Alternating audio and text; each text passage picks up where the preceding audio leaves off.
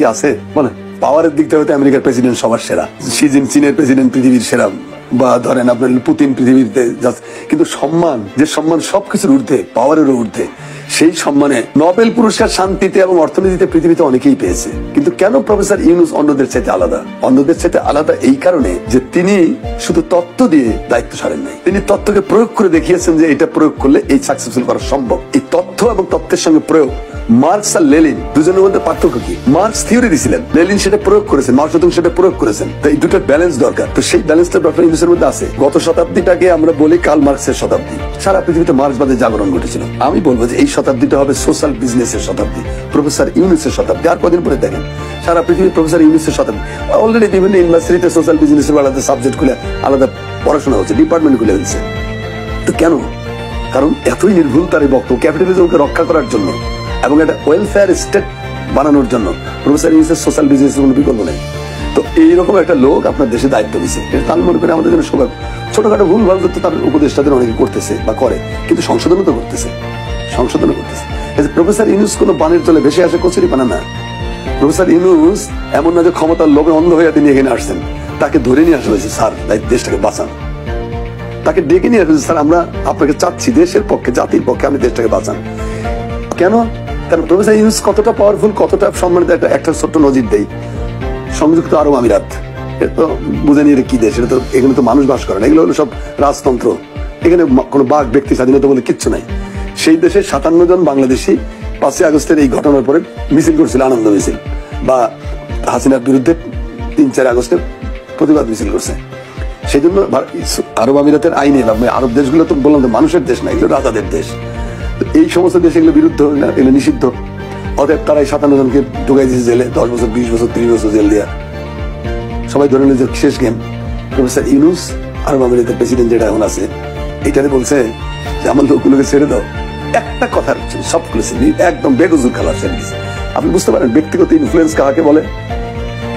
এই ক্ষমতা কি বাংলাদেশের আর কোন রাষ্ট্রনায়ক আছে? আর কোন ব্যক্তির আছে? রাষ্ট্রনায়কের কথা বাদ দেন, আর কোন ব্যক্তির আছে? এই চুপ্পু ফুপ্পু দিয়ে হবে এগুলো?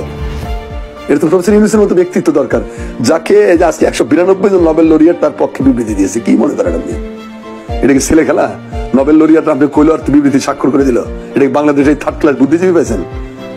স্বার্থের জন্য পারে না এমন কোনো কাজ নেই। নোবেল লরিয়েটদের তো মিনিমাম একটা ইথিক্স আছে, তাদের মিনিমাম ইকুয়ালিটি আছে, তাদের মিনিমাম এডুকেশন আছে, তাদের বিপুল অ্যাকসেপ্টেবিলিটি আছে ওয়ার্ল্ড সোসাইটিতে।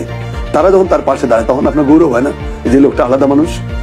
তো আমাদের দেশের মডেল ডক্টর ইউনূসের উপরে হিট করা হয়েছিল কেন? শত শত মামলা, 100-এর উপরে মামলা দিয়েছে তার বিরুদ্ধে। কেন জানেন?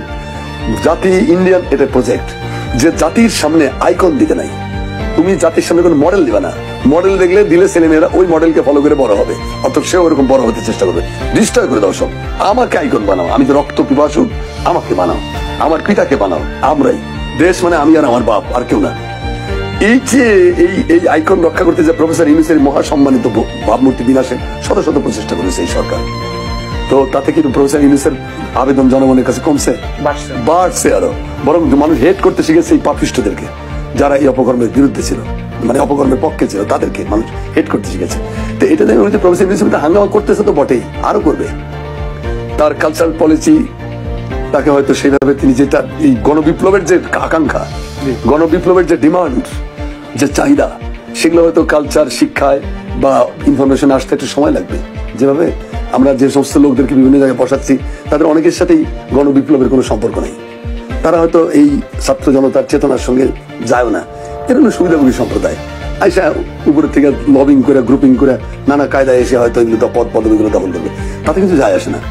কারণ বাংলাদেশের ছাত্র জনতা গতকালকে যে ডেমনস্ট্রেশনটা দিয়েছে, এই ডেমনস্ট্রেশনে আমি হ্যাপি। এই জন্য হ্যাপি যে তারা জানিয়ে দিল যে আমরা কিন্তু ঘুমাইনি, আমরা কিন্তু বাড়ি ফিরে যাইনি। 1971 সালে আমি একজন মুক্তিযোদ্ধা। 1971 সালে যে ভুল আমরা করেছিলাম তার হলো যে শেখ মুজিব ডাক দিল অস্ত্র শস্ত্র ফালাইতে আমরা বাড়ি বাড়ি ফিরে গেলাম।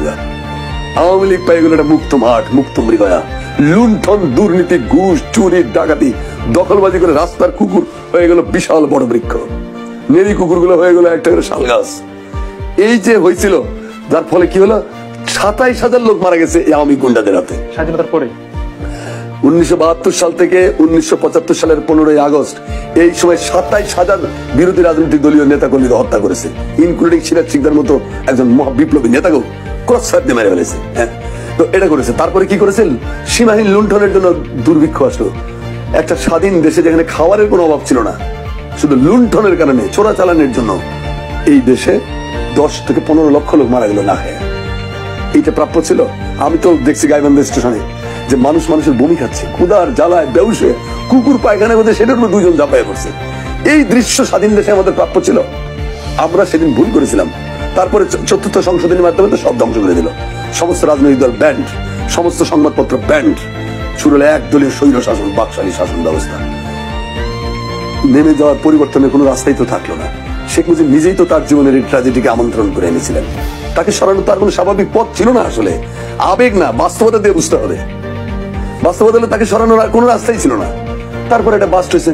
এমন কথা হলো যে সেনাবাহিনীর একটা অংশই কাণ্ডটা করলো, কিন্তু পুরো সেনাবাহিনী সমর্থন যদি না থাকে তাহলে তারা তাদেরকে প্রতিরোধ করলো না কেন?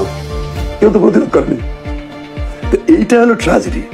এই জন্য আমি মনে করি যে আজকের তরুণরা, আমরা যে ভুলটা করেছিলাম 71 সালে যুদ্ধে ফিরে এসে, আজকের ছেলেরা কিন্তু তা করছে না। তারা কিন্তু রাস্তায় জানান দিয়েছে যে আমরা কিন্তু এখনো আসি। দিস ইজ খুব পজিটিভ সিগন্যাল। আচ্ছা, তারপরও এই আইকনিক একজন ব্যক্তি, সম্মানিত ব্যক্তি ডক্টর ইউনূসকে নিয়ে তো আমাদের দেশেই অনেকে সমালোচনা করছে, তার পুরস্কার নিয়ে অনেক কথা বলছে। হ্যাঁ, পুরস্কার নিয়ে রবীন্দ্রনাথ যখন নোবেল পুরস্কার পান 1913 সালে, আপনি হয়তো জানেন না, সেই সময় কলকাতার পত্রিকাগুলো কি লিখেছিল। পত্রিকায়, কলকাতার পত্রিকাগুলো 4 কলাম, 5 কলাম, 8 কলাম হেডিং হতো যে জগতে কি গীতি কবির আকাল পড়ি আছে, ঠাকুর বাড়ির কবুতরটিকে নোবেল দিতে হইলো। এটা ছিল পত্রিকার শিরোনাম। রবীন্দ্রনাথ যে নোবেল বিষয়ে তদবির করিয়া, তেলবাজি করে, ইউরোপের দরজায় দরজায় ঘুরিয়া ঘুরিয়া ভিক্ষা করিয়া এই পদকটি তিনি লইয়া আসিয়াছেন। ইহা আপাতত তিনি নোবেল লাভ করিয়াছেন বটে, কিন্তু